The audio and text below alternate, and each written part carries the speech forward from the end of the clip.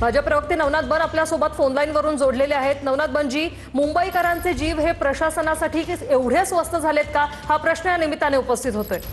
अतिशय गंभीर घटना आहे। साकीनाका परिसरामध्ये एक व्यक्ती बेपत्ता झालाय। खरं तर महापालिकेच्या सर्व अधिकाऱ्यांशी बैठक घेऊन, वॉर्ड अधिकाऱ्यांशी बैठक घेऊन मुंबईमध्ये कुठलंही मॅनहोल उघडं राहता कामा नये या सक्त सूचना स्वतः महापौरांनी दिल्या होत्या। प्रशासनाला स्पष्ट निर्देश होते की पावसाळ्यामध्ये कुठलंही मॅनहोल उघडं राहता कामा नये आणि एखादं उघडं मॅनहोल ठेवण्याची वेळ आली तर तिथं बॅरिगेटिंग आणि पर्यायी व्यवस्था करण्याच्या सक्त सूचना दिलेल्या होत्या। असं असताना जाणीवपूर्वक या प्रकरणामध्ये निष्काळजीपणा केलेला दिसतो। मुंबई महापालिकेचं कुठलंही काम तिथं मॅनहोल उघडं करण्याचं नव्हतं, तरी देखील हे मॅनहोल उघडं का राहिलं? कुठल्या समाजकंटकानं ते उघडं केलं का? कुठल्या खासगी कंत्राटदारांनी ते उघडं केलं का? आणि ते का उघडं ठेवलं आणि त्याच्यामुळे एका व्यक्तीचा दुर्दैवी अशा पद्धतीने बेपत्ता झालेला आहे। हे चौकशीचा भाग आहे। या प्रकरणामध्ये कुणाचीही गय केली जाणार नाही, कुणालाही सोडलं जाणार नाही।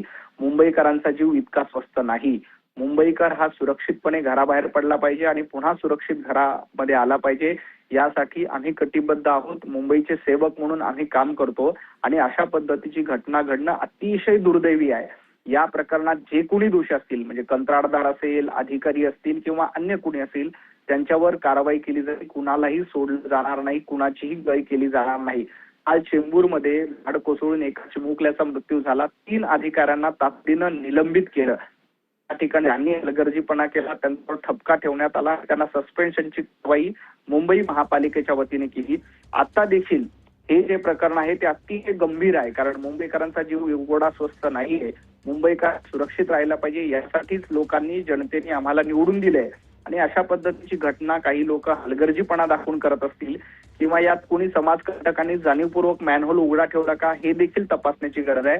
त्या संदर्भातला आढावा घेऊन तपास करून दोषींवर कारवाई केली जाईल, कुणालाही सोडलं जाणार नाही। नवनाथ बनजी, तुम्ही असं म्हणताय की या प्रकरणामध्ये दोषींवर कारवाई केली जाईल, मात्र ज्या वेळेला रितू तावडे यांच्याकडून पाहणी केली जात होती त्यावेळेला एक अधिकारी जो आहे तो त्या मॅनहोलमध्ये पडलेला होता आणि त्यावेळेला देखील रितू तावडेंनी म्हटलेलं होतं की मी स्वतः त्या ठिकाणी होते, तो मुद्दामून पडलाय का याची चौकशी केली जाईल। मॅनहोल उघडे राहतायत, एक माणूस त्याच्यामध्ये पडलेला आहे, आता तुम्ही म्हणताय याची सुद्धा चौकशी केली जाईल। मग जबाबदारी नेमकी कोणाची आहे? कोण घेणार याची जबाबदारी? पालिकेची नाही का ही जबाबदारी? नाही, निश्चितपणे महापालिकेची जबाबदारी आहे। महापालिकेचंच मॅनहोल आहे आणि महापालिकेची जबाबदारी आहे, प्रशासनाची जबाबदारी आहे। आणि जी माहिती आम्ही घेतली त्यानुसार इथे कुठलीही वर्क ऑर्डर नव्हती, कुठलंही काम नव्हतं, मॅनहोल उघडं ठेवण्याचं काही कारण नव्हतं।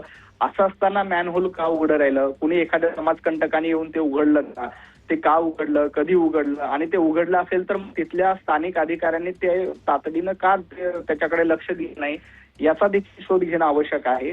त्यामुळे ही चूक 100% महापालिकेची आहे आणि या चुकीबद्दल जे कोणी दोषी असतील त्यांना सोडलं जाणार नाही। मुंबईकरांचा जीव स्वस्त नाही। इथून पुढे कुठल्याही वॉर्डामध्ये अशा पद्धतीच्या घटना घडल्या तर गांभीर्यानेच घेतल्या जातील। काल चेंबूरमध्ये दुर्दैवी घटना घडली, झाड कोसळलं, 3 अधिकाऱ्यांना सस्पेंड केलं, कुणालाही सोडलं नाही। याही प्रकरणामध्ये जे कोणी दोषी असतील त्यांच्यावर कारवाई केली जाईल, कुणालाही सोडणार नाही। धन्यवाद नवनाथ बनजी, तुम्ही आमच्याशी या संदर्भात सविस्तर संवाद आणि तुमची प्रतिक्रिया देण्यासाठी। भाजपचे प्रवक्ते नवनाथ बन आपल्या सोबत होते। सातत्याने ते उल्लेख करतायत त्या चेंबूरमध्ये झाड पडलं आणि त्याच्यामध्ये जो विद्यार्थ्यांचा मृत्यू झाला, तर त्या प्रकरणामध्ये जशी कारवाई करण्यात आली तशीच कारवाई या संदर्भात सुद्धा केली जाईल असं त्यांच्याकडून जरी सांगितलं गेलं असलं तरी अशा घटना घडूच नये यासाठी प्रशासन सुरुवातीपासून का पावलं उचलत नाही, हा मुळात महत्त्वाचा प्रश्न आहे। हा मुळात मुंबईकर म्हणून एक पडलेला एक महत्त्वाचा प्रश्न आहे।